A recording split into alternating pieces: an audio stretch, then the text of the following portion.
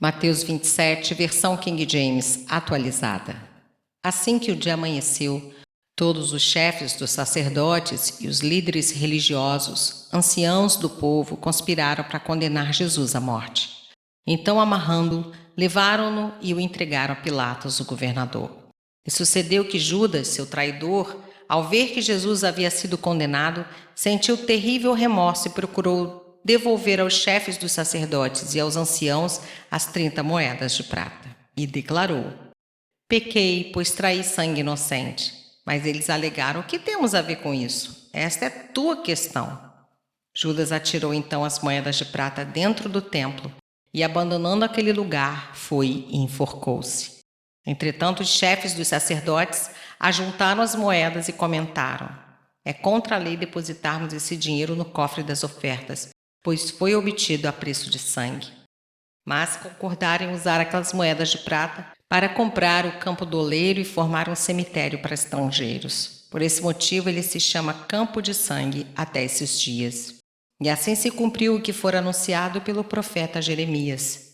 Então eles tomaram as 30 moedas de prata, o valor que lhe atribuíram os filhos de Israel, e as usaram para comprar o campo do oleiro, assim como o Senhor me havia indicado.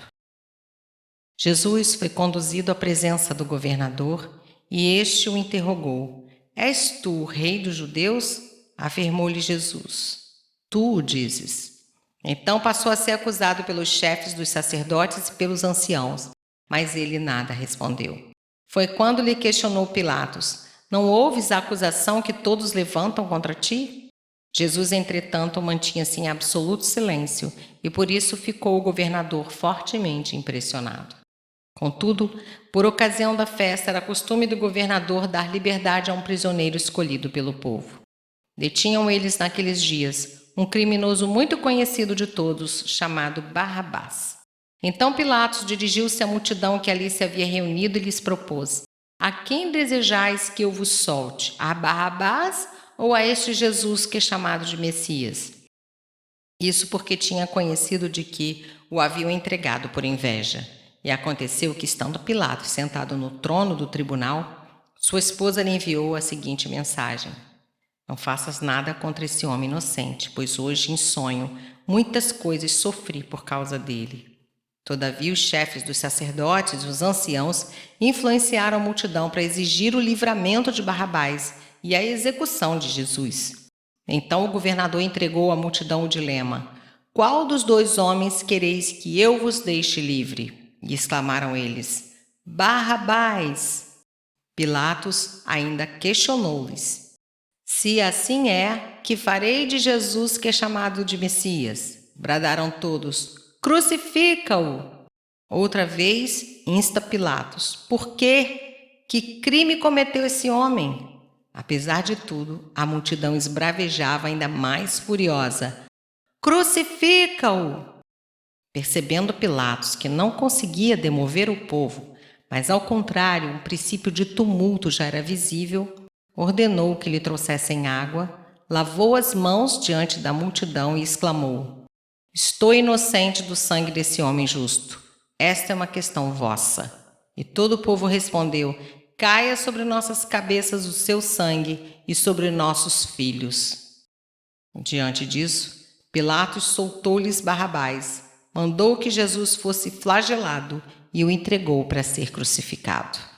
E sucedeu que os soldados do governador conduziram Jesus ao pretório e agruparam toda a tropa ao redor dele. Despojaram-no de suas vestes e o cobriram com um manto vermelho vivo. Trançaram uma coroa de espinhos e a forçaram sobre sua cabeça. Puseram em sua mão direita um caniço e, ajoelhando-se diante dele, escarneciam, exclamando: salve, salve, ó rei dos judeus! Cuspiram nele e, tirando o caniço de sua mão, espancavam-lhe com ele a cabeça.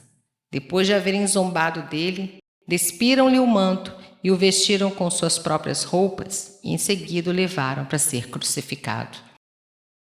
Assim que saíram, encontraram um homem da cidade de Cirene chamado Simão e o obrigaram a carregar a cruz. Chegaram a um lugar conhecido como Gólgota, que significa lugar da caveira. Deram-lhe para beber uma mistura de vinho com absinto, mas ele, depois de prová-la, negou-se a beber. E aconteceu que, após sua crucificação, dividiram entre si as roupas que lhe pertenciam, jogando sortes, e se acomodaram ali para o vigiar. Acima de sua cabeça fixaram por escrito a acusação forjada contra ele: Este é Jesus, o Rei dos Judeus. 2 ladrões foram crucificados com ele, um à sua direita e o outro à sua esquerda. As pessoas que passavam lançavam-lhe impropérios, balançando a cabeça, e exclamavam: Ó tu que destrói o templo e em 3 dias o reconstróis, agora salva-te a ti mesmo, desce dessa cruz se és o Filho de Deus. Do mesmo modo, os chefes dos sacerdotes, os mestres da lei e os anciãos zombavam dele, vociferando: Salvou a muitos, mas a si mesmo não pode salvar-se. É o Rei de Israel, desça agora da cruz e passaremos a crer nele. Pregou sua confiança em Deus, então que Deus o salve nesse instante, se verdadeiramente por ele tem piedade, pois afirmou: Sou filho de Deus. Igualmente, ultrajavam os ladrões, que ao seu lado haviam sido também crucificados. Então, profundas trevas caíram por sobre toda a terra, do meio-dia às 3 horas da tarde daquele dia. E por volta das 3 horas da tarde, Jesus clamou com voz forte: Eloi, Eloi, lama sabachthani, que significa: meu Deus, por que me abandonaste? Mas alguns dos que ali estavam, ao ouvirem isso, comentaram: Ele chama por Elias. Sem demora, um deles correu em busca de uma esponja, embebeu-a em vinagre, colocou na ponta de um caniço, ergueu-a até Jesus e deu-lhe a beber. Entretanto, os outros o censuravam: Deixa, vejamos se Elias vem livrá-lo. Então Jesus exclamou uma vez mais em alta voz e entregou o Espírito. No mesmo instante, o véu do santuário rasgou-se em 2 partes, de alto a baixo.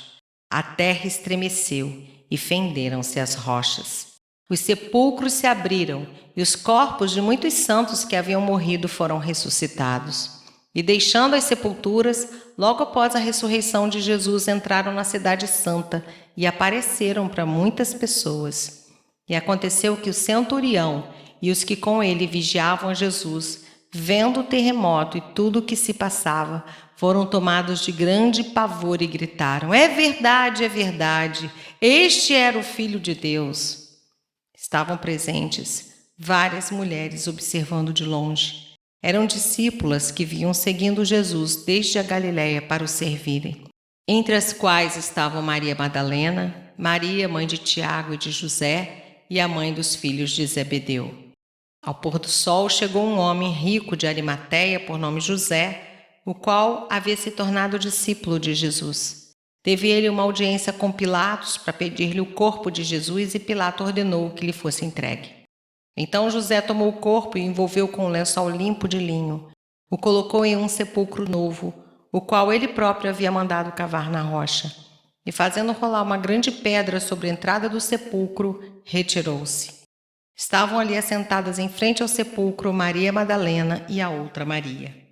No dia seguinte, isto é, no sábado, reuniram-se os principais sacerdotes e os fariseus e foram até Pilatos e argumentaram: Senhor, recordamo-nos de que aquele enganador, enquanto vivia, prometeu passados 3 dias ressuscitarei. Manda, portanto, que o sepulcro dele seja guardado até o 3º dia, para que não venham seus discípulos e, raptando o corpo, proclamem ao povo que ele ressuscitou dentre os mortos, e essa derradeira fraude cause mais dano do que a primeira. Ao que ordenou Pilatos: Levai convosco um destacamento, ide guardai o sepulcro como melhor vos parecer. Seguindo eles, organizaram um sistema de segurança ao redor do sepulcro e, além de manterem um destacamento em plena vigilância, lacraram a pedra.